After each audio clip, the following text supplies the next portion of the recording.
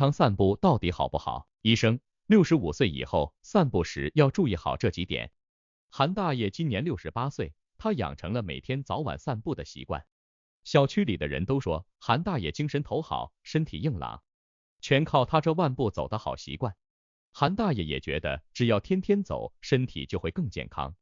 于是无论天气好坏，他每天都坚持走上万步，有时候走得更远，还特意加快了速度。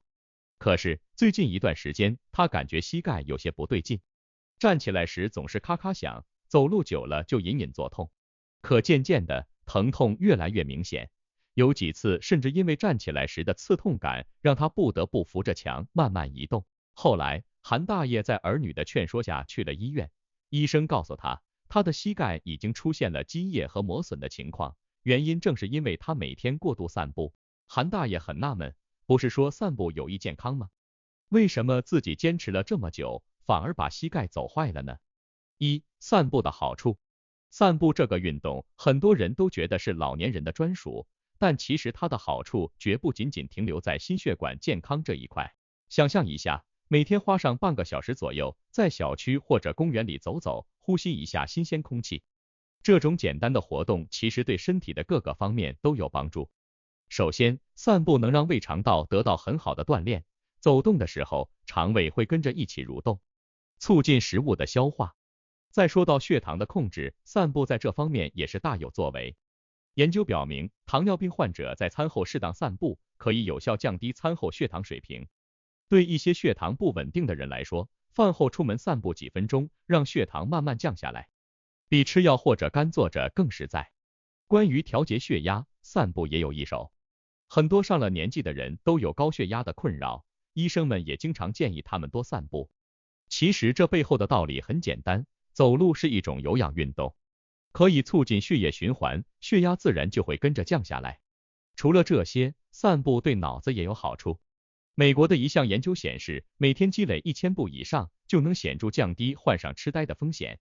如果能坚持每天走个大几千步，那效果更好，甚至能让风险降低1半以上。很多人觉得运动就意味着跑步、去健身房，其实不然。穿上舒适的鞋子，找个空气好的地方，随时随地都可以开始。只要掌握好步伐和时间，不必追求速度，只要走得轻松舒服，就能起到很好的健身效果。通过散步还能让肌肉和骨骼得到锻炼。很多老年人到了65岁以后，肌肉和骨骼逐渐退化，这时候适当的走动可以有效增强腿部力量，减少跌倒的风险。过度散步的风险。散步虽说是种低强度的运动，但也不能过度。膝盖和关节是老年人最脆弱的地方，经不起长时间的负荷。这些问题一旦出现，不仅影响日常生活，还会让人痛苦不堪。过度散步不仅让关节受伤，还可能带来脚底筋膜炎，尤其是长时间走在硬地上的时候，足底的筋膜会承受更大压力。这些小毛病看似不严重，但积累起来，长时间发作，就会让人对散步这件事产生恐惧和抵触心理，反而影响正常的锻炼。另外，过度散步还容易让老年人出现疲劳和心血管不适。老年人的心肺功能本就不如年轻人，如果长时间过量散步，不仅不能锻炼心肺，反而会让身体疲惫不堪，甚至出现心悸、气喘等问题。如果散步后感觉膝盖发紧、腿部肌肉酸痛甚至肿胀，这就是身体在警告你需要休息了。如果散步的时候感觉到心跳加快、喘不上气，这说明强度太大了，应该适当减缓步速或缩短时间。说到这里，有人可能会觉得散步这么麻烦，是不是干脆不走了？其实并不是，适度的运动才能真正起到锻炼的效果。散步时尽量保持平稳的步伐，不用追求速度，舒缓的走，能让关节和心肺更好的适应。老年人的运动重在养护而不是拼命，散步的确好，但如果变成了任务，那就失去了锻炼的意义。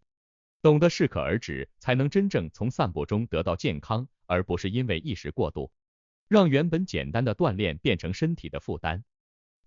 65岁以后如何安全散步？年过65，身体的关节、肌肉以及心肺功能都逐渐减弱，散步确实是保持健康的好办法，但一定要讲究方法。很多老年人觉得散步只要动起来就行，其实不然，散步也是有讲究的，尤其是这个年龄段，必须掌握好频率、时间和姿势，才能真正做到健康散步。专家建议，65岁以上的老年人每天散步的步数控制在6000到7000步之间，这个步数既不会对膝盖和关节造成太大压力，又能保持足够的活动量。在散步的过程中，步伐也要适中，快慢结合是个好方法，既可以让心跳稍微加快，达到有氧运动的效果，又不会因为过快而让关节承受过大的压力。慢慢走，匀速走，甚至时不时停下来休息一下，这些都是可以的。穿着上，鞋子一定要选对。老年人散步时鞋子必须舒适，千万不要图省事穿拖鞋、凉鞋。这些鞋子虽然穿脱方便，但在走路时不仅容易崴脚，而且也没有足够的缓冲力，对膝盖非常不友好。为了让散步更有趣味，老年人可以约上朋友或者家人一起走，这样一来，不仅有伴可以聊天，走起来不觉得单调。二来，万一在散步过程中出现突发状况，也有人可以及时帮助。和老伴、老朋友一起走走聊聊，不仅是锻炼身体的好方法，也是增进感情的机会。散步时带上一瓶水也是很有必要的，避免长时间走路导致脱水，尤其是在气温高或者身体出汗多的时候，随时补充水分可以保持身体的平衡状态。总的来说，65岁以后散步一定要有规划和讲究，不能再像年轻时候那样随性。只有按照科学的方法，保持适量，注意姿势，才能把散步的好处最大化，同时减少对身体的损害。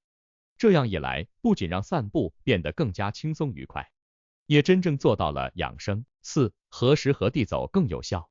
散步看似简单，但要想真正把散步的好处发挥出来，选对时间和地点是关键。很多老年人常常觉得什么时候有空就什么时候走，其实这样做未必能达到最好的养生效果。把握好合适的时间和地点，不仅能让身体更舒服，也能让锻炼更有针对性。说到散步的时间，专家建议老年人可以选择上午9点到10点，或者下午4点到5点这2个时段。这个时间段的阳光温和，既能帮助补充适量的维生素 D， 对骨骼健康有好处，还不容易被强烈的紫外线伤害到皮肤。如果是在冬天，上午这个时间段气温相对比较暖和，不会太冷，而到了夏天，下午4、5点温度下降，空气也逐渐变得清新，不会像正午那样闷热。这些时间点既保证了温度的舒适性，又不会让身体因为天气问题而受累。关于饭后散步的时间，很多人有个误区，觉得饭后马上就出去走几步对消化特别好。其实并不是这样，饭后立刻运动可能会让胃部不适，尤其是对那些本身有胃病或者消化不良问题的老年人来说，刚吃完饭就走很容易造成肠胃负担，甚至引起反酸。最好在饭后半小时到1小时之间出去走，这样既不会影响胃部消化，也能充分利用这个时间段促进血糖控制和血液循环。散步的地点选择上，尽量避免马路边和人流量大的地方。老年人需要一个相对安静、空气清新的环境，这样能更好的放松身心，享受散步带来的乐趣。小区的花园、附近的公园或者河边绿道都是不错的选择。这些地方绿化多，空气中负离子含量高，对呼吸系统有好处。不过，也不能完全忽略天气的影响。遇到刮风下雨的天气或者雾霾较重的日子，就不建议出门散步了。这种时候，老年人可以选择在家里进行一些简单的拉伸或者站立活动，既避免了外出受寒受潮的风险，也能保持适量的活动。有些老年人住的地方周边没有大公园，或者天气原因出不去，可以考虑去室内的公共健身步道或者商场里的步行区。这些地方的温度相对稳定，而且环境安全，可以保证在任何天气条件下都有散步的场地。结语：散步作为一种简单易行的运动方式，65岁以上的老年人在散步时不仅要注重控制步数，掌握正确的步伐，还要选择合适的时间和地点，以确保获得健康的最大化收益。过度散步或者在不合适的环境下进行锻炼，反而可能引发一系列健康问题，比如关节损伤、膝盖积液等，这些都是需要引起注意的。在选择散步的方式上，分阶段、分时段，选择绿化充足的场所，不仅有助于身体的锻炼，还有助于心情的放松和情绪的调节。科学适度的散步，才能真正成为老年人保持健康、延年益寿的好习惯。总之，散步并非多多益善，更不是一项一劳永逸的运动。只有在量力而行的前提下，才能在散步中获得真正的健康益处。